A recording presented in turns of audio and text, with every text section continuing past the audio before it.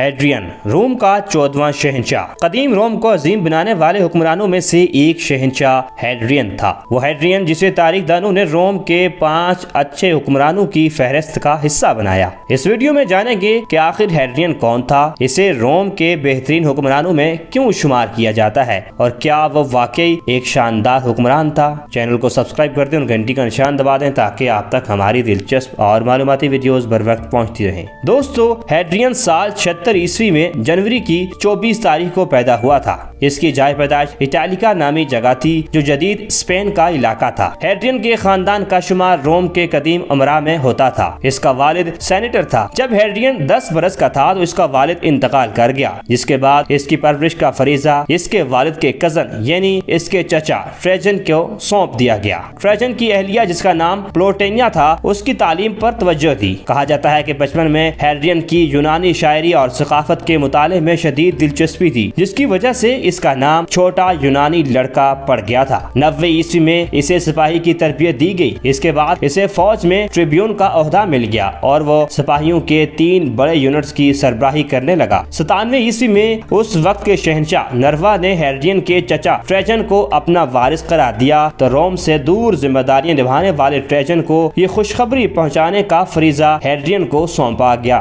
98 عیسوی میں نروا کی وفات کے بعد ٹریجن شہنشاہ بن گیا تھا اور اپنی حکومت کے دوران جب ٹریجن ڈیشیا اور پارتھیا نامی ریاستوں کے خلاف فوجی مہمات پر روانہ ہوا تو ہیڈرین اس کے ہمراہ رہا۔ 100 عیسوی میں ہیڈرین کو شہنشاہ ٹریجن کے بھانجے کی بیٹی جس کا نام ویبیا سبینا تھا سے بیاہ دیا گیا۔ اس کے بعد ہیڈرین رومن حکومت میں کئی عہدوں پر فائز رہا۔ 105 میں اسے روم کے نچلے طبقے یعنی پلیبس کا ٹریبیون بنا دیا گیا۔ 106 میں وہ پریٹر بن گیا جو اس دور کا اعلیٰ عدالتی افسر ہوتا تھا۔ اسی دوران وہ ڈیشیا میں جنگ کے لیے شہنشاہ ٹریجن کے ساتھ گیا۔ 107 میں اسے لوور پینونیا نامی علاقے کا گورنر تعینات کر دیا گیا۔ 117 عیسوی میں شہنشاہ ٹریجن بیماری کی حالت میں روم لوٹا تو راستے میں اس کا انتقال ہو گیا۔ کہا جاتا ہے کہ مرنے سے قبل ٹریجن نے ہیڈرین کو جان نشین نامزد نہیں کیا تھا، تاہم روم میں شہنشاہ کی بیوی پلوٹینیا نے جان نشینی کے کاغذات پر دستخط کیے تھے، جن میں دعویٰ کیا گیا تھا کہ ٹریجن نے اپنے جان نشین کے لیے ہیڈرین کو چنا تھا۔ اس لیے تاریخ دانوں کے مطابق ہیڈرین کو شہنشاہ کا منصب پلوٹینیا کی وجہ سے ملا تھا۔ ورلڈ ہسٹری انسائکلوپیڈیا کے مطابق اگرچہ ٹریجن ہیڈرین کا احترام کرتا تھا، مگر کچھ تاریخی حوالوں کے مطابق دونوں کے درمیان تنازعات بھی پیدا ہوئے تھے، ایسے تنازعات جن کا تعلق ان کے جنسی رجحانات سے تھا۔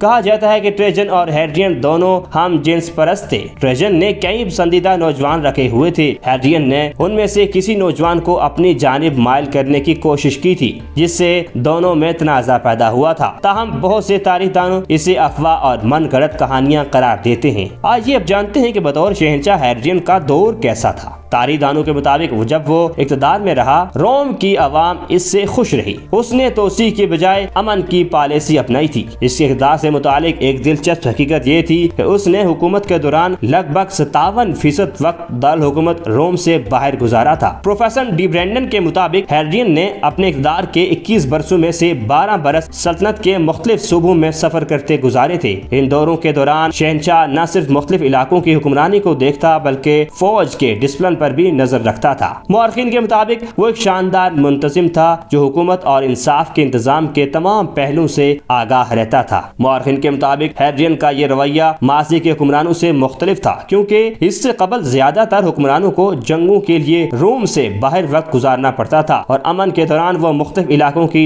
حکمرانی کو علاقائی گورنر کی صوابدید پر چھوڑ کر دارالحکومت میں بیٹھ کر ان سے رپورٹ طلب کرتے تھے۔ ہیڈرین نے امن کے دور میں دارالحکومت کو چھوڑ کر اپنی بیشتر حکمرانی ریاست کے دیگر علاقوں میں کی تھی۔ اس نے یونان اور برطانیہ کے علاقوں کے ساتھ ساتھ سلطنت کے ایشیائی اور افریقی علاقوں میں بھی سفر کیا۔ ہیڈرین نے روم کی سرحدوں کو مزید پھیلانے کی بجائے دفاعی لحاظ سے مضبوط کرنے کے لیے اقدامات اٹھائے تھے۔ اس مقصد کے لیے اس کا ایک اہم اقدام سلطنت کے زیر کنٹرول علاقوں کی حد بندی کرنا تھا۔ روم کے زیر کنٹرول برطانوی علاقے میں اس نے دیوار قائم کر کے سلطنت کے شمالی حدود کی نشاندہی کی تھی۔ ہیڈرین کی یہ دیوار انتہائی مشہور ہے اور دیوار دیوار ہیڈرین کے نام سے جانی جاتی ہے۔ تاریخ دانوں کے مطابق اس دیوار کی تعمیر 122 عیسوی میں اس وقت شروع کی گئی تھی جب شہنشاہ برطانوی علاقے کے دورے پر آیا تھا۔ اس کی ابتدائی چوڑائی 9.7 فٹ تھی جبکہ یہ 16 سے 20 فٹ بلند تھی۔ بعض مقامات پر اس کی چوڑائی 20 فٹ تھی۔ دیوار ہیڈرین کی کل لمبائی 73 میل تھی۔ اس کی تعمیر پر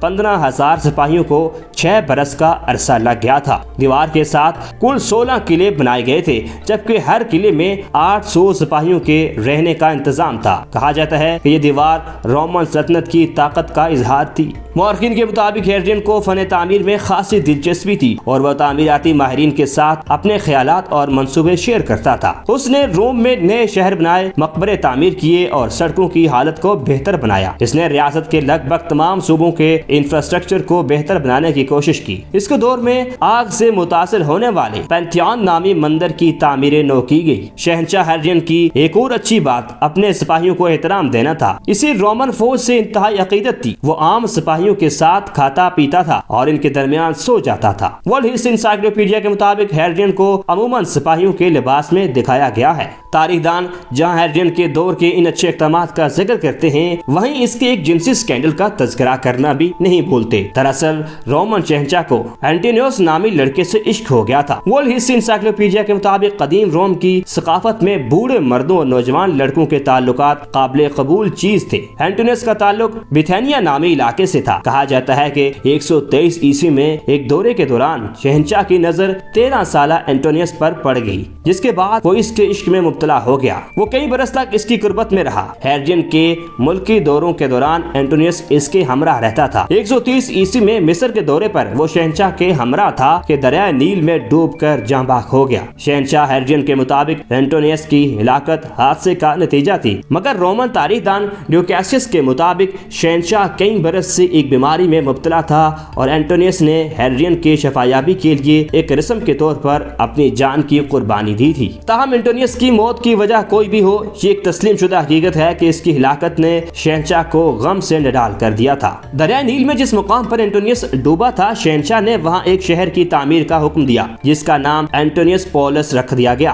جلد ہی اینٹونیوس کے ماننے والے ایک فرقے نے جنم لے لیا جو ریاست کے کئی صوبوں میں پھیل گیا۔ اسے شفایابی اور شفقت کی دیوتا کی حیثیت سے پوجا جانے لگا اور مندروں اور مقبروں میں اس کے مجسموں کی برمار ہو گئی۔ اندازے کے مطابق اینٹونیوس کے مجسموں کی تعداد 2000 سے زائد ہو گئی تھی۔ اینٹونیوس کی موت کے بعد شہنشاہ کی طبیعت میں بھی بدلاؤ آ چکا تھا۔ وہ شاہی محل میں ہونے والے اجلاسوں میں بات چیت کے دوران جلد غصے میں آ جاتا تھا۔ ورلڈ ہسٹری انسائکلوپیڈیا کے مطابق اس بغاوت کو کچلنے کے دوران یروشلم میں اس نے مندر کی تعمیر کرنا چاہی جس پر یہودیوں نے بغاوت کر دی۔ اس نے امن کی پالیسی کو بلا کر لاکھوں یہودیوں کو موت کے گھاٹ اتار دیا۔ ورلڈ ہسٹری انسائکلوپیڈیا کے مطابق اس بغاوت کو کچلنے کے دوران 5,80,000 یہودیوں کو قتل کرنے کے ساتھ ساتھ 1,000 قصبے اور دیہات تباہ کر دیے گئے۔ اس کے علاوہ ہیڈرین نے تورات کو جلانے کے احکامات دیے اور یہودی علماء کو بھی قتل کروا دیا۔ مزید یہ کہ اس نے یہودیت پر پابندی عائد کرتے ہوئے علاقے میں موجود یہودیوں کو وہاں سے نکال دیا تھا۔